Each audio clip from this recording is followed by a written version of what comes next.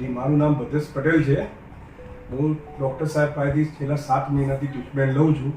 એટલે પહેલાં મારું વજન હતું 116 કિલો અને અત્યારે હાલ મારું વજન છે 95 કિલો. એટલે મારું વજન 21 કિલો ઘટ્યું છે. અને પહેલાં મને કમરમાં દુખાવો, પછી આળસ, ચાલવામાં તકલીફ, પછી ચાલવામાં આળસ આવે, એ બધું પહેલાં બહુ તકલીફો હતી. અને આ છેલ્લા 7 મહિનાથી હું જે ટ્રીટમેન્ટ લઈ રહ્યો છું એના પછી મારા શરીરમાંથી આળસ, કમરમાં દુખાવો એ બધું સદંતર જતું રહ્યું, એમ નીકળી ગયું એમ. એટલે મને બેસ્ટ એકદમ મજા આવી એમ શરીર ઘટાડ્યા પછી.